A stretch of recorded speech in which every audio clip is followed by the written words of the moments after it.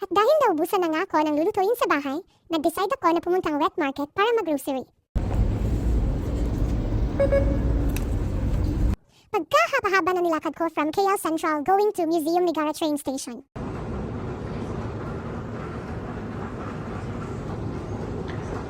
So naghintay lang ako ng mga ilang minutes bago dumating yung train.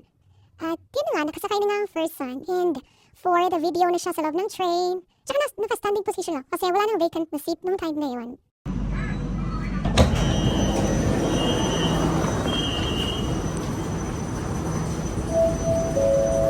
After ilang minutes, nakarating na ako ng TRX station. At akala ko, yun yung tamang station kung saan ako dapat bumaba. Pero hindi, grabe, ang tanga-tanga ko dun sa part na mali yung binaban ko. Ang tanga ko naman sa pag-ibig kasi tanga pa ako sa directions, oh my god.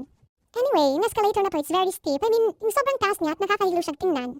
So yun, lumabas ako dito sa exit area na to, nakala ko yun yung tama, pero hindi pala, kaya bumalik ako dun sa train station para makasakay papuntang Cochrane. Kasi yung NSK or yung wet market na pupuntahan ko, nandun sa Cochrane, which is one station away from where I was at.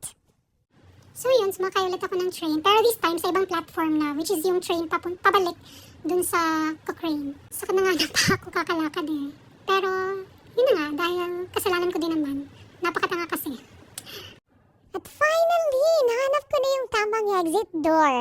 Pero yung tamang lalaki, kailan ko kaya siya mahahanap? Char!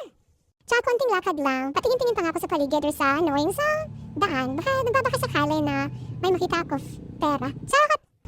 Pero kahit wala akong nakitang pera, masaya naman ako kasi nahanap ko na talaga yung wet market kung saan dapat ako mag-grocery. Sumakses na yung first son.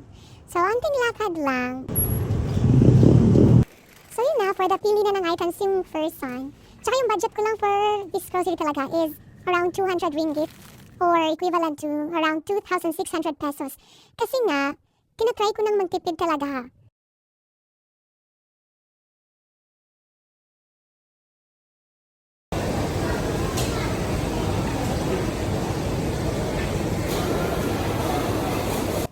Sino dito yung pag namimili ng talong pinipisil?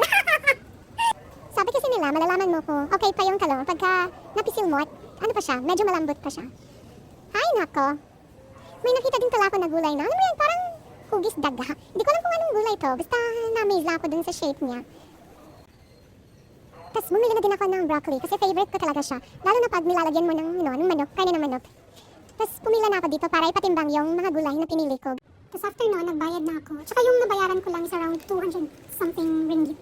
Naalala ko, hindi pa pala ako nakabiling karne ng baboy. So bumaba muna ako para bumili.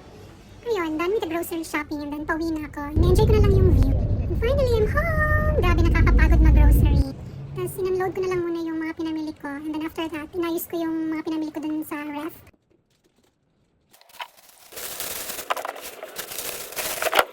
Ito yung total amount na nabayaran ko, 213 ringgit and some change or equivalent to 2,893 pesos.